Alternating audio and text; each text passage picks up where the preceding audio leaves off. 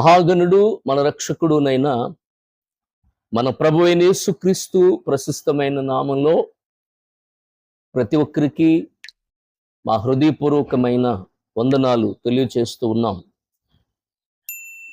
మరలా ప్రభు తన కృపను అనుగ్రహించి ఈ దినం ఆయనను స్తుతించడానికి దేవుడు మనకు అనుగ్రహించిన కృపాక్షేమాన్ని బట్టి ఆయనకే మహిమ ఘనత ప్రభావాలు చెల్లునుగాక. రండి ప్రియులరా, ఈ దిన వాక్యం కొరకై మనలను మనం సిద్ధపరుచుకుందాం. ప్రియులర, దేవుని వాక్యము సెలవిస్తుంది, ఆయన ఎక్కడికి వెళ్ళినా అనేకమైనటువంటి కార్యాలను, అనేకమైన అద్భుతాలను ఆయన జరిగిస్తూ వచ్చారు. ఆయన చేసిన కార్యాలు ఎంతో ఉన్నతమైనవి. ఆ ఉన్నతమైనటువంటి కార్యాలను దేవుడు జరిగిస్తూ వచ్చారు. అనేక మందిని ఆయన బాగు చేశారు. అయితే వాక్యం సెలవిస్తున్న విషయం ఏమిటి అనంటే, యేసుక్రీస్తు ప్రభువారు అనేకులను బాగు చేసి స్వస్థపరిచిన విధానాన్ని మనం చూస్తా ఉన్నాం.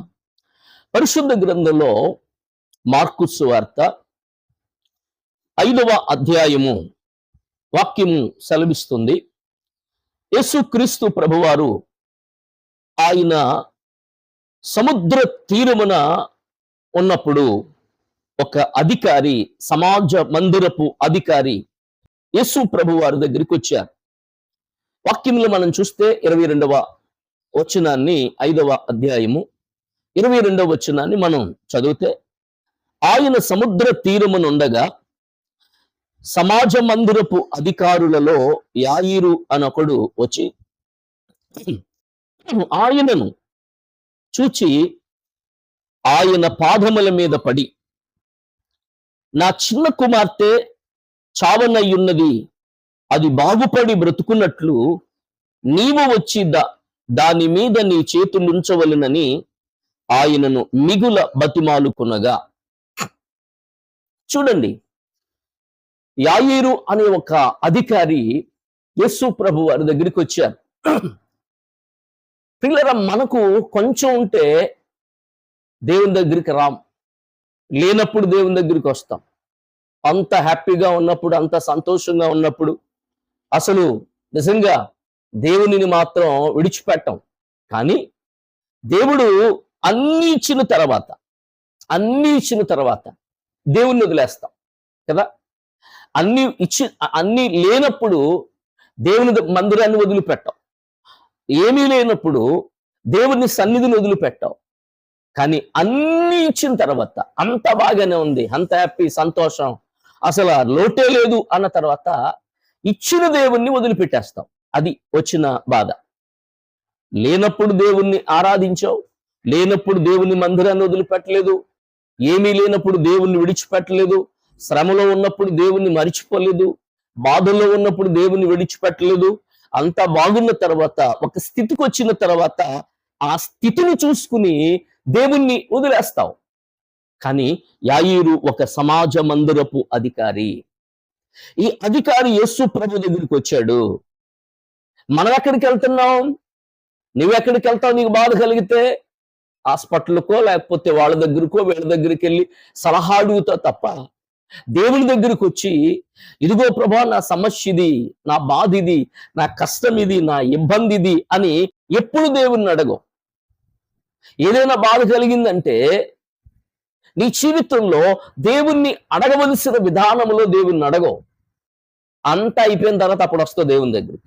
వచ్చి దేవుడు బాగు చేయలేదంటావు. ఎంత బాధ! కనుక ఈ అధికారి యేసు ప్రభు వారి దగ్గరికి వచ్చారు. యేసు ప్రభు వారి దగ్గరికి వచ్చి, చూడండి ఎంత తగ్గింపు ఈ యాయీరుకి, ఎంత తగ్గింపు కలిగిన వాడు చూడండి. ఆయన యొద్దకు వచ్చి ఆయనను చూచి ఆయన పాదముల మీద పడి. ఆమేన్. ఒక అధికారి యేసు ప్రభు వారి దగ్గరికి వచ్చి ఆయన పాదముల మీద పడి, నువ్వెవరి మీద పడతావు? ఎవరి పాదాలు పట్టుకుంటావు? అధికారుల పాదాల మీద పడతావు, డాక్టర్ పాదాల మీద పడతావు, వాళ్ళు వీళ్ళ పాదాల మీద పడతావు. ప్రియులరా, మూర్ఖుల పాదాల మీద పడతావు. నువ్వు పడవలసింది ఎవరి పాదాల మీద అంటే యేసయ్య పాదాల మీద పడాలి. యేసయ్య పాదాల మీద పడితే నీ జీవితంలో అద్భుతం జరుగుతుంది. అలా కాకుండా వాళ్ళ పాదాలు వీళ్ళ పాదాలు పట్టుకుని వీళ్ళని బ్రతుకులాడుతూ కూర్చుంటే నీ జీవితం అంతే. ఇంకా కనుక నువ్వు పడవలసింది ఎవరి పాదాల మీద అనంటే యేసయ్య పాదాల మీద ఆ అధికారి పడ్డాడు. పడి ఏం చెబుతున్నాడు?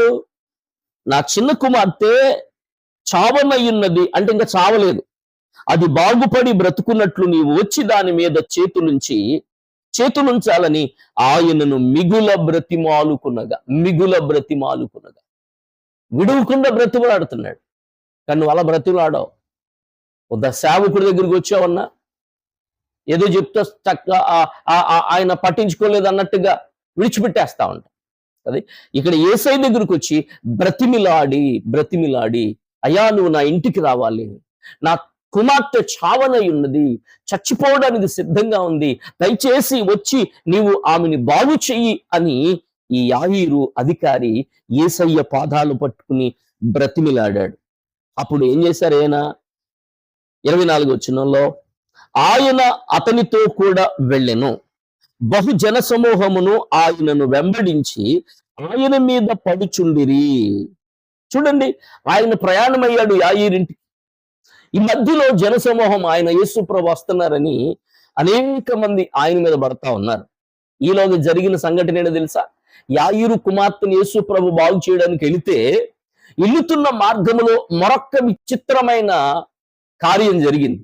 ఆ కార్యం ఏంటిదంటే 12 సంవత్సరాల నుంచి రక్తస్రావ రోగం కలిగిన స్త్రీ అనేక తిప్పల పడి వైద్యులను ఆశ్రయించి ఇక జీవితంలో ఇక గత్యంతరం లేక, ఇక బ్రతుకులో గత్యంతరం లేక, ఇక ఎందుకు వచ్చిన స్థితి అనుకున్న స్థితిలో యేసు ప్రభు గురించి ఎవరో చెప్పారు, ఆయన దగ్గరికి వెళితే బాగుపడతాను అనుకుంది. లేవలేని స్థితిలో ఒకవేళ అందరికీ తెలిస్తే ఆ రక్తస్రావ రోగం ధర్మశాస్త్ర ప్రకారంగా అది బయటకు వస్తే గనుక చంపేస్తారు, రాళ్ళు రూవి. అందుకని మరుగుగా యేసయ్య దగ్గరికి వచ్చి ఆయన ముందుకు రాలేక ఆయన వెనకాల నుండి ఆయన వస్త్రపు చెంగును ముట్టుకుందంతే. ఆమె ముట్టుకున్న వెంటనే ఆమె బాగుపడింది, స్వస్థపడింది. యేసు ప్రభు వారు అంటారు, నన్ను ఎవరో ప్రత్యేకంగా తాగారు, నాలో ఉన్న ప్రభావము వెళ్ళింది అని చెప్పాడు ఆయన. వెంటనే వాళ్ళు అంటారు శిష్యులు, అనేక మంది నీ మీద పడుతున్నారు కదయ్యా, ఎవరో నిన్ను తాకారు, ఎవరు తాకారు అని చెప్తానంటే లేదు ఎవరో ప్రత్యేకంగా నన్ను తాకారు అని చెప్పి యేసు ప్రభు చెప్పిన వెంటనే ఆయన ముందుకొచ్చినప్పుడు యేసు ప్రభు వారు ఆమెను అంటున్న మాట ఏంటో తెలుసా? ఆ కార్యం చేసినటువంటి ఆమెను కనుగొనవలనని ఆయన చుట్టూ చూచెను. అప్పుడు ఆ స్త్రీ 33వ వచనం, అప్పుడు ఆ స్త్రీ తనకు జరిగినది ఎరిగి భయపడి వణుకుచు ఆయన ఎదుట సాగిలపడి తన సంగతి అంతయు ఆయనతో చెప్పాను. చూడండి, అందుకు ఆయన, కుమారి నీ విశ్వాసము నిన్ను స్వస్థపరిచెను, సమాధానము గలదానవై పొమ్ము, నీ బాధ నివారణ అయిన నీకు స్వస్థత కలుగును గాక అని ఆమెతో చెప్పాను. Praise the Lord. ఆమె బాగుపడిపోయింది, స్వస్థపడింది. అంటే యాయీరు కుమార్తెను బాగు చేయడానికి యేసు ప్రభు వెళ్తా ఉంటే మధ్యలో ఈ రక్తస్రావ రోగం కలిగిన స్త్రీని యేసయ్య ఆయన వస్త్రాన్ని ముట్టుకున్నదంతే. ఆమె విశ్వాసం చూడండి. కొంతమందికి విశ్వాసం ఉండదు. దేవుడు ఎన్ని కార్యాలు చేసినా, ఎన్ని అద్భుతాలు చేసినా ఇంకా లోకం వైపే, ఇంకా వాళ్ళ వైపే, ఇంకా భూత వైద్యుల వైపే, ఇంకా జాతకాల వైపే, ఇంకా వాళ్ళ వైపే, వీళ్ళ వైపే తిరుగుతూనే ఉంటాడు వీళ్ళ జీవితాల్లో. కనుక దేవుడు ఏం చెబుతున్నాడో తెలుసా? ఇప్పుడు ఆయన వెళుతున్నప్పుడు ప్రియులారా ఇక్కడ చూస్తే గనుక ఇంకా ఆయన మాట్లాడుతున్నప్పుడు సమాజ మందిరపు అధికారి ఇంట నుండి కొందరు వచ్చి, అయ్యా నీ కుమార్తె చచ్చిపోయింది, ఇక బోధకుడిని ఇబ్బంది పెట్టొద్దు. కానీ యేసు ప్రభు అన్న మాట ఏంటో తెలుసా? చూడండి, 36వ వచనం, యేసు వారు చెప్పిన మాట లక్ష్య పెట్టక భయపడకము, నమ్మిక మాత్రం ఉంచమని సమాజ మందిరపు అధికారితో చెప్పి. చూడండి, నమ్మిక మాత్రం, వాళ్ళు చెప్పిన వాటికి భయపడకు, నువ్వు నమ్మిక ఉంచు, అద్భుతం చూస్తావు. ఇంటికి వెళ్ళాడు, అందరూ గోల బట్టి ఏడుస్తున్న, చచ్చిపోయింది. యేసుప్రభు అంటారు, ఆమె చచ్చిపోలేదు, నిద్రపోతా ఉంది, నిద్రపోతూ ఉంది.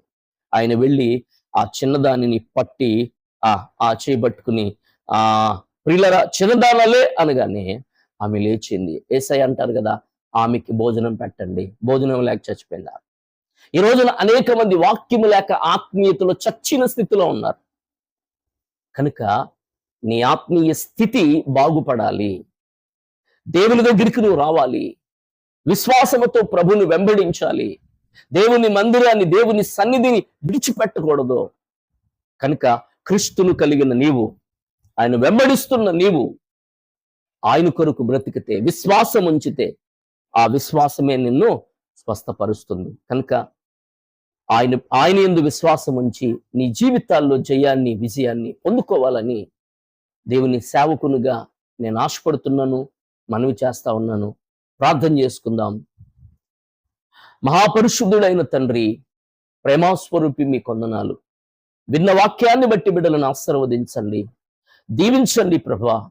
ఈ దినమంతా నీ కాపుదల, నీ కృప మీ బిడ్డలపై ఉంచి మీరే ఆశీర్వదించి వారి కుటుంబాలను దీవించి ఆశీర్వదించమని యేసు నామములో ప్రార్థిస్తున్నాం తండ్రి.